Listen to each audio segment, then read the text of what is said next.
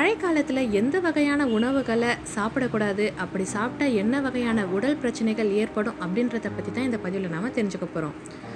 ஒவ்வொரு வருஷமும் செப்டம்பர் 1 முதல் 7 வரைக்கும் ஒரு வார காலம் தேசிய ஊட்டச்சத்து வாரமாக கொண்டாடப்படுது.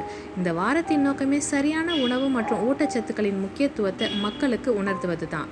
தற்போதைய பரபரப்பான வாழ்க்கை முறையில் பணம் சம்பாதிப்பதற்காக தங்களோட ஆரோக்கியத்தை கூட சரியாக கவனிச்சிக்க முடியாமல் பல பேர் ஓடிட்டு இருக்காங்க. இதனால தான் சமீப காலமாக மக்களிடையே ஏராளமான நோய்கள் அபாயம் அதிகரிச்சுட்டே வருது. அதுவும் இப்போ மழைக்காலம் ஆரம்பிக்க போகுது. இந்த காலத்தில் நோய் தொற்றுகளின் அபாயமும் அதிகமாக இருக்கும். மேலும் மழைக்காலத்தில் காலநிலை குளிர்ச்சியாக இருப்பதால் எப்போவுமே சூடாகவும் மொறுமொறுப்பாகவும் சாப்பிடணும்னு ஆசை எல்லாருக்குமே இருக்கும். ஆனால் இந்த காலத்தில் நம்முடைய உடலின் நோய் எதிர்ப்பு சக்தி கொஞ்சம் மந்தமாக தான் இருக்கும். ஆரோக்கியத்தில் நம்ம கூடுதல் கவனம் செலுத்தணும். அதற்காக நாம் சாப்பிட்ற சாப்பாட்டில் கொஞ்சம் கவனம் நம்ம எடுத்துக்கணும். அதுவும் ஒரு சில உணவுகளை ஒன்றா சாப்பிடுவதை தவிர்க்கணும்னு ஊட்டச்சத்து நிபுணர்கள் சொல்லியிருக்காங்க. அது எந்த மாதிரியான உணவுகள்னு ஒவ்வொன்றா தெரிஞ்சுக்கலாம். முதல்ல டீ மற்றும் வறுத்த ஸ்நாக்ஸ். மழை காலத்தில் ஒரு கப் டீயோட வறுத்த ஸ்நாக்ஸ்ன்னு சொல்லப்படுற பக்கோடா, சமோசா, வடை, போண்டா, பஜ்ஜி போன்ற உணவு வகைகளை சாப்பிடணும்னு பல பேருக்கும் ஆசையாக இருக்கும். ஆனால் இப்படி சாப்பிட்டா அது அசிடிட்டியை ஏற்படுத்தி வாயு தொல்லை மற்றும் சோம்பலுக்கு வழி ஏற்படுத்தும். ரெண்டாவது, பால் மற்றும் மாங்காய். பாலையும் மாங்காயும் யாரும் ஒன்றா சாப்பிட மாட்டாங்க தான். ஆனால் பால் குடித்ததுக்கு அப்புறமா மாங்காயை சாப்பிட்டாலோ அல்லது மாங்காய் சாப்பிட்டதுக்கு அப்புறமா பால் குடித்தாலோ அது சருமத்தில் முகப்பொரு, வெடிப்புகள், வயிறு உபசத்தை ஏற்படுத்தும்னு ஊட்டச்சத்து நிபுணர்கள் சொல்லியிருக்காங்க. அடுத்து, ஃப்ரைடு உணவுகள் மற்றும் குளிர்ச்சியான மோர். மழை காலத்தில் எண்ணெயில் பொரித்த உணவுகளை நல்ல வயிறு முட்டை சாப்பிட்டுட்டு அதன் விளைவாக சந்திக்கும் நெஞ்செரிச்சலை தவிர்க்க குளிர்ச்சியான மோரை குடிக்கும் பழக்கம் பல பேருக்கு இருக்குது. அப்படி இருந்தால் அவங்க கட்டாயமாக அதை நிறுத்தணும்.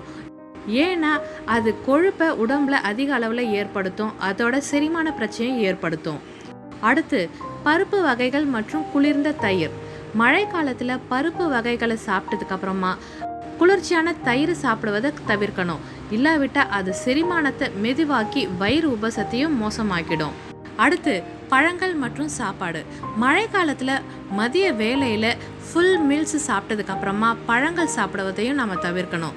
இல்லாவிட்டால் அது குடலில் புளிப்புக வைத்து வாயு தொல்லை மற்றும் வயிறு உபசத்தை ஏற்படுத்தும். அப்படி பழங்கள் சாப்பிடணும்னு உங்களுக்கு ஆசை இருந்தால் அது கோடை காலத்தில் சாப்பிடலாம்.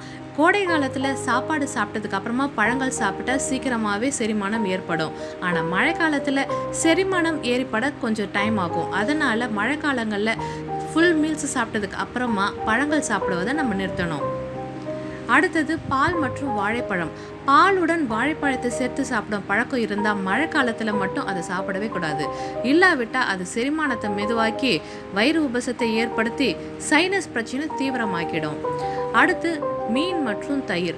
மழை காலத்தில் தயிரையும் மீனையும் ஒன்றா சாப்பிடுவதை தவிர்க்கணும். இல்லாவிட்டால் அது உடலில் நச்சுத்தன்மையை உருவாக்குவதோட சருமத்தில் அழற்சியை ஏற்படுத்தும். அடுத்து, முளை கட்டிய பயிர் வகைகள் மற்றும் தயிர்.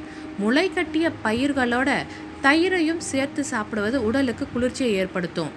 இது ரெண்டுத்தையும் சேர்த்து சாப்பிடுவது வாயு தொல்லையை ஏற்படுத்துவதோட செரிமானத்தையும் அது பலவீனமாக்கிடும்.